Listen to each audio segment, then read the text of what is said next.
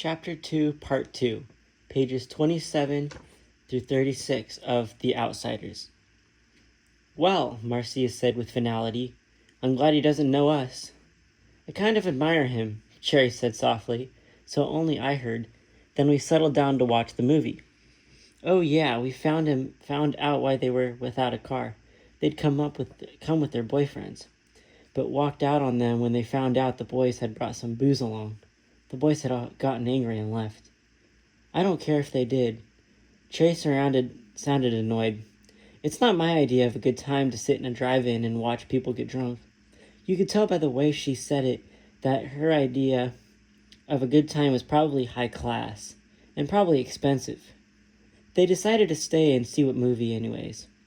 It was one of those beach party movies with no plot and no acting but a lot of girls in bikinis and some swinging songs. So it was all right. We were all four sitting there in silence when suddenly a strong hand came down on Johnny's shoulder, and another on mine, and a deep voice said, "Okay, greasers, you've had it." I almost jumped out of my skin. It was like having someone leap out from behind a door and yell boo, but at you. I looked fearfully over my shoulder, and there was Two-Bit grimming like a cheesy cat. "Glory, Two-Bit. Scare us to death?" He was good at voice imitation and had sounded out for all the world like a snarling soak. Then I looked at Johnny. His eyes were shut and he was as white as a ghost. His breath was coming in smothered gasps. Two-Bit knew better than to scare Johnny like that. I guess he'd forgotten. He's kind of scatterbrained. Johnny opened his eyes and said weakly, "Hey, Two-Bit."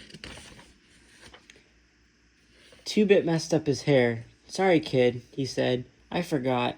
He climbed over the chair and plopped down beside Marcia. "Who's this, your great-aunt?" "Great-grandmother's," Trice removed. Cherry said smoothly. I couldn't tell if it was Two-Bit was drunk or not. It's kind of hard to tell with him. He acts boozed up sometimes when he's sober. He cocked one eyebrow up and the other down, which he always does when someone puzzles him, or bothers him, or when he feels like saying something smart. "Shoot, you're 96 if you're a day." "I'm a night," Marcia said brightly. Two-Bit stared at her admiringly. "Brother, you're a sharp one. Where'd you two ever get to be picked up by a couple of greasy hoods like Pony and Johnny?" "We really picked them up," Marcia said. "We're really Arabian slave traders, and we're thinking about shanghaiing them. They're worth 10 camels apiece at least." 5, Two-Bit disagreed. "They don't talk Arabian, I don't think. Say something in Arabian, Johnny Cake." "Aw, cut it out," Johnny broke in. "Dally was bothering them when he left. They wanted us to sit with them to protect them.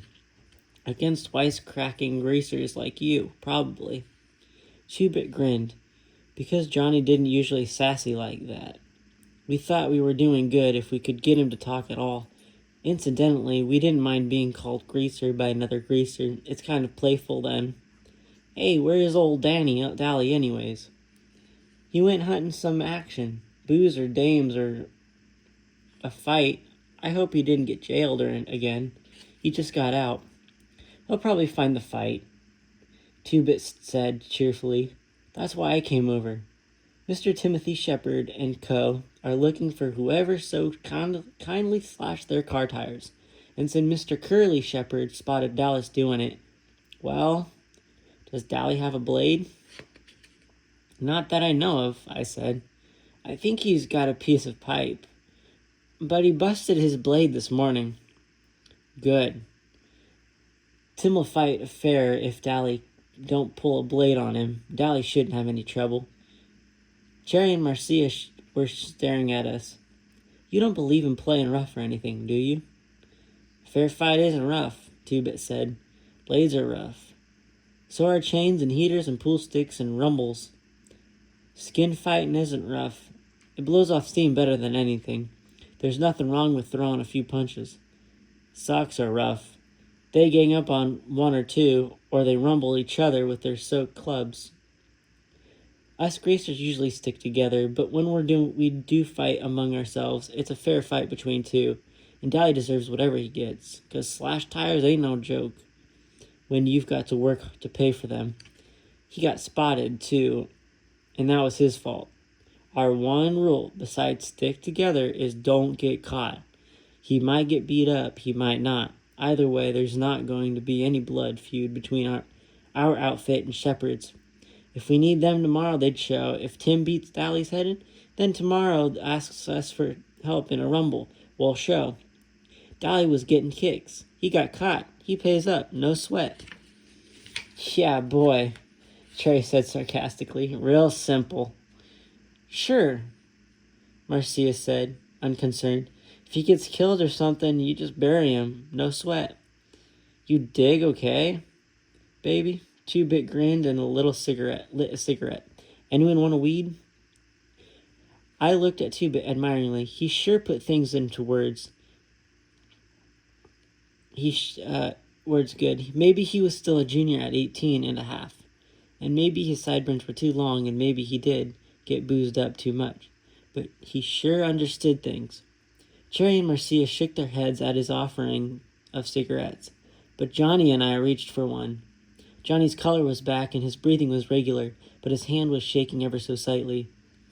A cigarette would steady it. Pony boy, will you come with me to get some popcorn? Cherry asked. I jumped up. Sure. Y'all want some? I do, said Marcia. She was finishing the Coke Dally had given her. I realized then that Marcia and Cherry weren't alike. Cherry had said she wouldn't drink Dally's Coke if she was starving, and she meant it. It was the principle of the thing. But Marcia saw no reason to throw away a perfectly good, free Coke. Me too, said Two-Bit. He flipped me a 50-cent piece. Get Johnny some, too. I'm buying, he adds as Johnny started to reach into his jean pocket. We went to the concession stand. As usual, there was a line a mile long, so we had to wait. Quite a few kids turned to look at us. You didn't see a Kid Grease and a Sochi cheerleader together often. Trey didn't seem to notice. Your friend, the one with the sideburns, he's okay? He ain't dangerous like Dallas, if that's what you mean.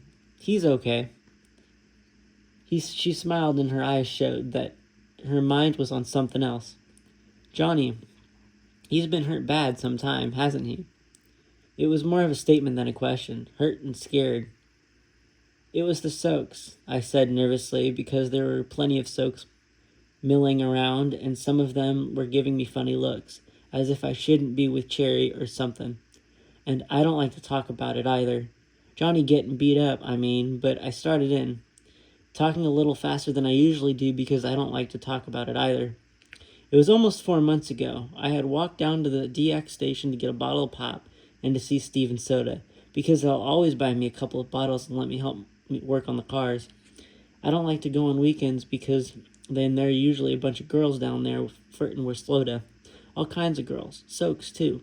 I don't care too much for girls yet, Soda says. I'll grow out of it. He did. It was a warmish spring day with the sun shining bright, but it was getting chilly and dark by the time we started home. We were walking because we had left Steve cars at the station.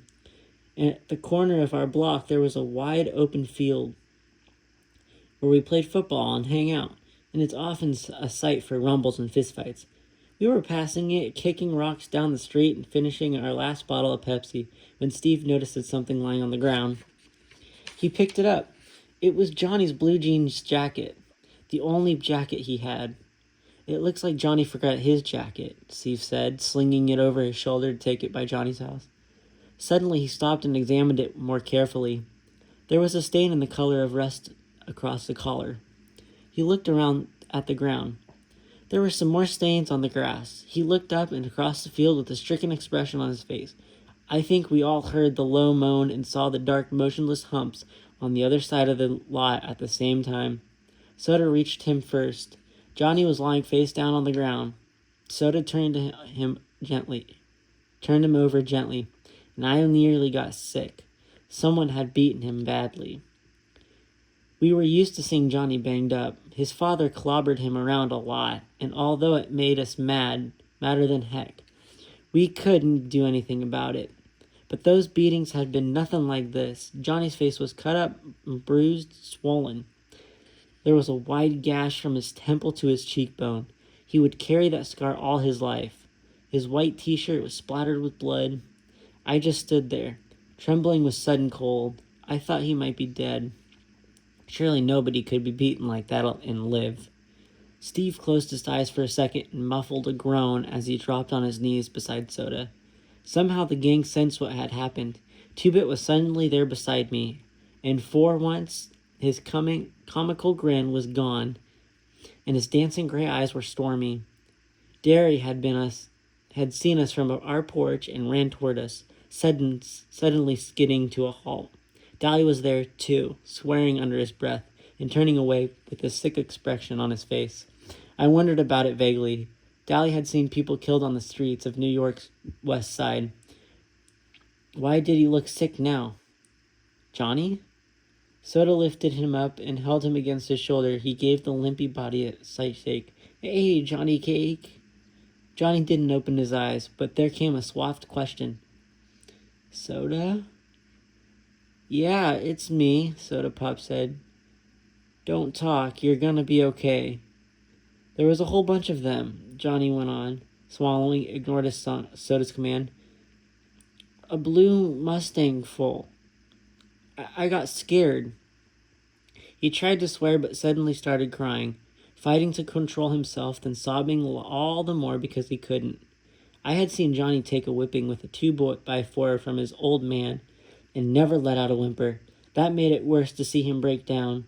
Soda just held him and pushed Johnny's hair back and out of his eyes. It's okay, Johnny Cake. They're gone now. It's okay. Finally, between sobs, Johnny managed to gasp out of his story. He had been hunting our football to practice a few kicks when a blue Mustang had pulled up beside the lot. There were 4 Soaks in it. They had caught him, and one of them had a lot of rings on his hand. That's what he had cut up Johnny so badly. It wasn't just that he had beaten him up half to death. He could take that. They had scared him. They had threatened him with everything under the sun. Johnny was high-strung anyway, a nervous wreck from getting belted every time he turned around and from hearing his parents fight all the time. Living in those conditions might have turned someone else rebellious and bitter. It was killing Johnny. He had never been a coward. He was a good man in a rumble. He stuck up for the gang and kept his mouth shut around cops. But after the night of the beating, Johnny was jumpier than ever. I didn't think he'd ever get over it. Johnny never walked by himself. After that, and Johnny, who was the most law-abiding of us, now carried in his back pocket a 6-inch switchblade. He'd used it, too, if he ever got jumped again.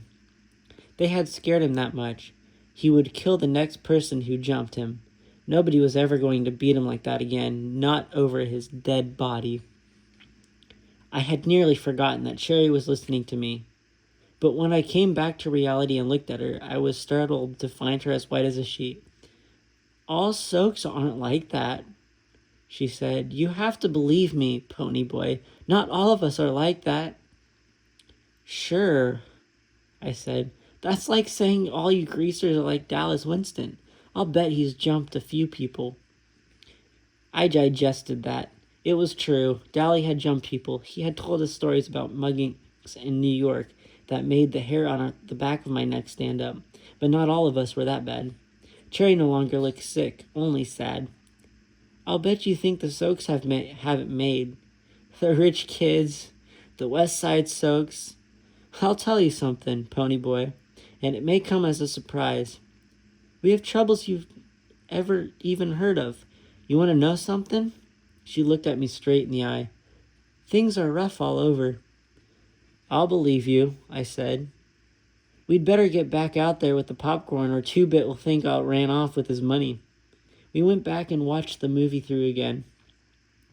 Marcia and Two-Bit were hitting it off fine. Both had the same scatterbrained sense of humor, but Cherry and Johnny and I just sat there, looking at the movie and not talking. I quit worrying about everything and thought about how nice it was to sit with a girl without having to listen to her swear or to beat her off with a club.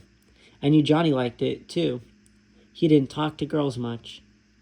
Once while Dallas was in reform school, Sylvia had started hanging on to Johnny and sweet-talking him, and Steve got hold of her and told her if she tried any of her tricks with Johnny, he'd personally beat the tar out of her. Then he gave Johnny a lecture on girls, how a sneaking broad little Sylvia would get him into a lot of trouble.